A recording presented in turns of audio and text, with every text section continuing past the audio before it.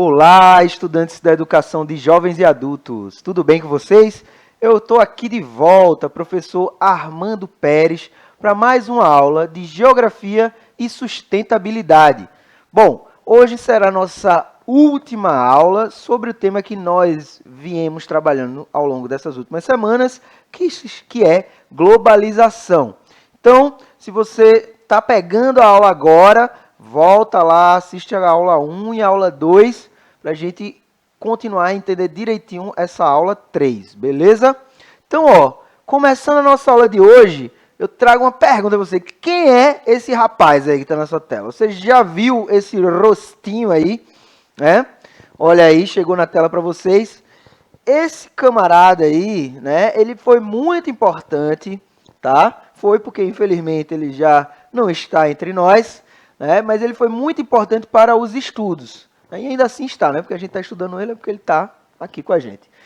Né? Para os estudos da globalização, tá? Esse cara, ele é um intelectual brasileiro reconhecido mundialmente e o nome dele é Milton Santos. Milton Santos é um geógrafo brasileiro, né? Ele se formou em Direito, tá? Mas a vida toda lecionou Geografia. É baiano, ou seja, daqui do nosso Nordeste, nascido na cidade de Brotas de Macaúbas, né, no ano de 1926.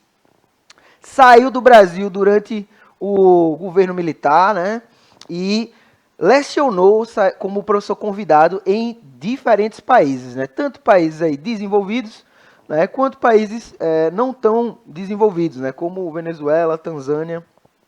Produziu mais de 40 livros e chegou a ganhar o Nobel da Geografia, minha gente. Então, conheçam a história de Milton Santos, né, na nossa aula, né, nas nossas aulas. Quando a gente fala dos tipos de globalização, a gente está usando a classificação do professor Milton Santos.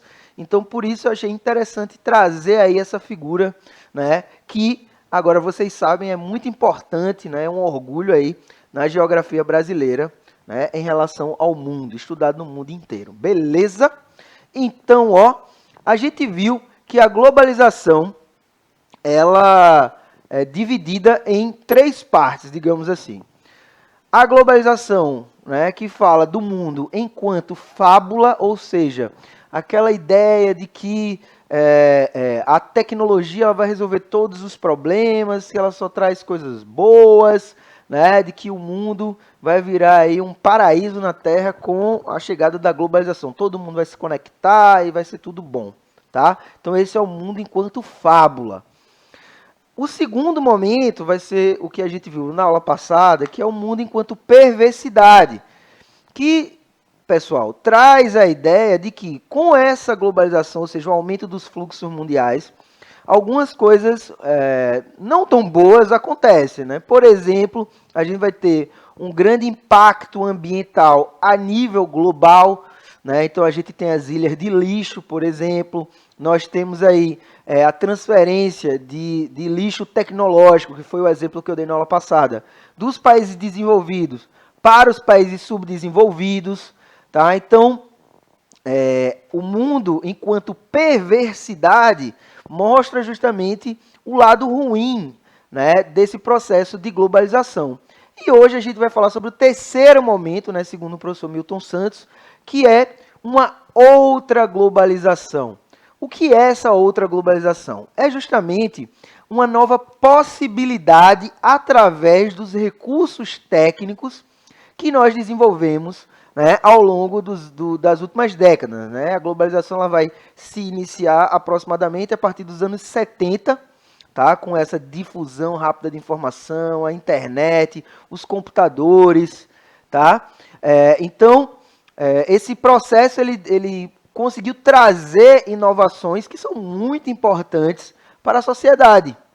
E aí, essa ideia de uma outra globalização, né, um mundo como possibilidade, ele olha justamente para essas populações, né, que ficaram à margem dessa globalização. Então, aqui no nosso slide, nós temos aqui algumas características dessa globalização, que é a cooperação mundial, né, os países que têm mais técnica, que são mais ricos, cooperando com os que têm menos técnicas, né? Ao invés de querer vender, de querer lucrar, pensar numa forma de cooperação.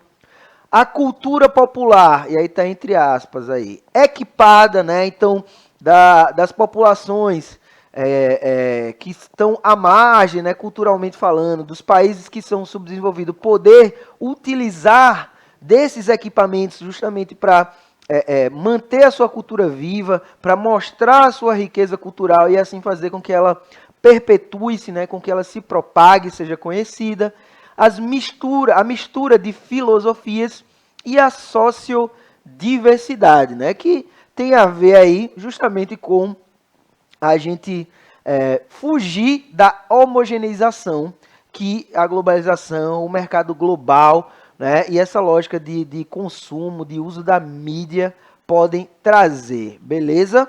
Então, aqui eu tenho uma imagem ó, que retrata muito bem essa questão da cultura popular equipada, né? A gente tem um representante indígena aqui do Brasil, né? E ele está aí, ó, com uma câmera na mão, né? Essa câmera justamente para esses povos eles filmarem o seu dia a dia, eles gravarem, por exemplo, os anciões, né, que são pessoas de grande sabedoria, para eles, né, como se fossem bibliotecas, né? Então toda vez que um ancião desse deixa, né, morre, falece, é como se eles perdessem uma biblioteca, porque muita parte do conhecimento deles é passado, né, oralmente. Então, percebe que quando a gente tem essa cultura popular equipada, a gente consegue aí mostrar ao mundo outras visões, né, outras formas de lidar com a natureza.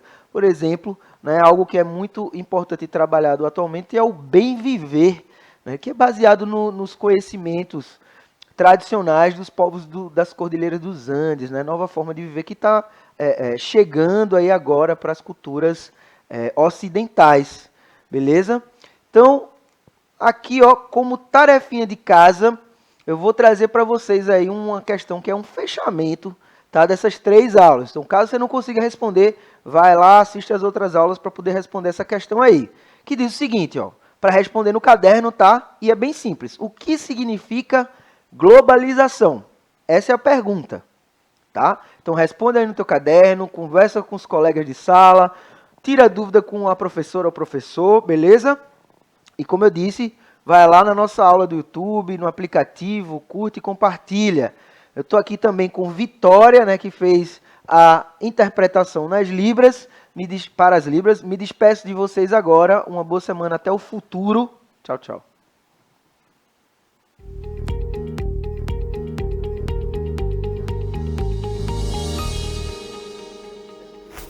Parar de dar umas 3 vezes aqui essa semana. Agora eu tô dizendo.